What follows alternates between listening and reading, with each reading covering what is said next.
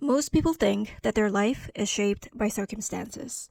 But what if the real cause is something running quietly inside your mind? Something like invisible code. Patterns you don't even notice that continuously render the reality you experience. In other words, the life you experience may not be random at all. It may simply be the result of unconscious patterns running beneath your awareness. I began to understand this in a very unexpected way. When my life hit rock bottom in my 30s, I happened to meet a Buddhist monk who taught me meditation. He described these unconscious patterns with a different word. He called them karma, but not in the mystical way people usually imagine. According to him, karma wasn't some external cosmic force. It was simply the patterns we keep repeating, the invisible program running inside the mind. And he also taught me something even more interesting. He said that karma could actually be deactivated. In other words, if we don't like the reality it keeps rendering, we can just change the code or deactivate it. So the real question becomes this: how do we deactivate unwanted code in our subconscious mind? The answer is surprisingly simple. You stop using it as your operating system. Most people think that they need to fight their patterns, analyze them endlessly, or dig deep into the past to fix them. Sometimes these deeper work can help, and I'll talk about that in another video, but for most of the time, clearing code is simpler than people expect. Old code disappears when you stop choosing it. When fear shows up, notice it, but don't act from it. When lack appears, pause and don't speak from it. When attachment or resistance arises, soften and don't move from it. You don't have to fight the code. You simply stop using it as your operating system in the present moment. And when you stop feeding it with your reactions, the code slowly begins to dissolve. Because old patterns only survive when they are continuously fed, when they are continuously reinforced.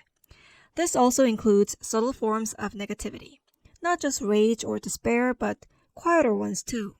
Judgment, resistance, frustration, irritation, worry about the future, regret about the past, self-doubt, limiting beliefs, the need to prove something, or the urge to control something. All of these are softer layers of the same old program. When they appear, notice them, but don't follow them. Don't speak from them. Don't act from them. Just notice them, breathe, soften, and allow them to pass through you. Over time, the system begins to change. Because you're no longer selecting the version of reality where those patterns run the show. Code clearing is a refinement practice. It happens when you begin to notice the small choices you make moment to moment. The tiny flashes of judgment, the subtle resentment, the impulse to attach to something. Each time you see it, choose not to react from it. The old code loses strength. Eventually, it has nowhere left to run, and it fades away. And when the code clears, something interesting begins to happen to you. Reality starts to shift. Resistance softens. Synchronicities increase. Things begin to move with less effort. You stop looping the same old patterns because there's nothing left inside you to match them. Life becomes quieter, clearer, more effortless, not because you're controlling every aspect of it, but because you stopped running the old program. So the process is actually very simple. Step 1, awareness. Notice when old pattern appears throughout your day. This will be harder than it sounds. Meditation helps with this. Even a short daily practice makes a lot of difference. When you meditate regularly, awareness doesn't stay limited to the meditation session. It naturally carries into the rest of your day. So try meditating maybe 5 to 10 minutes a day. After work, after a meal, or before going to bed. Since practicing alone can be difficult at first, I'll also upload guided meditation on this channel to help. Step 2, pause. When something that usually triggers you happens, don't react automatically. Step 3, soften. Allow the emotion to pass without identifying with it. And the final step, choose differently. Even if it means choosing stillness instead of reacting. Each time you do this, the old code weakens. Not because you rewrote it, but because you stopped feeding it as your operating system. And unused code eventually disappears. I often compare this technique to walking a dog. when we live without awareness and run on the autopilot of the subconscious mind. It's like taking a dog for a walk and letting the dog decide where to go. The dog smells something and suddenly runs in that direction, then sees another dog and pulls you in another direction. If you follow every impulse like that, you'll never reach your destination.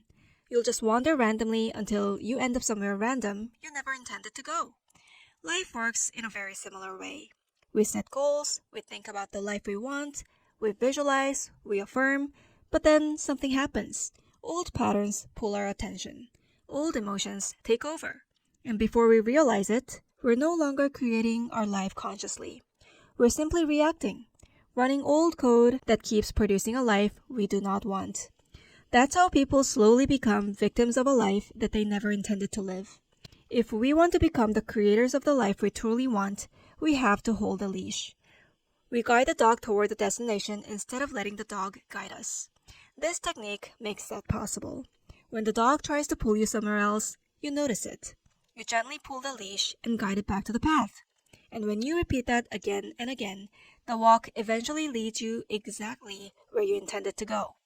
This technique works the same way. If our attention is constantly pulled into past regrets, future worries, or random chatter of the ego, we stop living in the present moment. We simply run unconscious program of the mind. And those programs keep us trapped in the same cycles of life that my meditation teacher called karma. So in the end, changing your life is not about forcing reality to become something different. It's about noticing the patterns running quietly in the background of your mind and choosing, moment by moment, not to run them. When your ego begins repeating the same old story, don't fight it. Don't argue with it. Don't get entangled with it.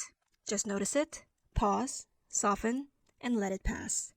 By doing this, you stop feeding the patterns that recreate the same experiences. Little by little, the old code loses power.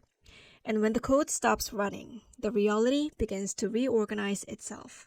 So the next time an old reaction appears, such as fear, doubt, or control, just notice it.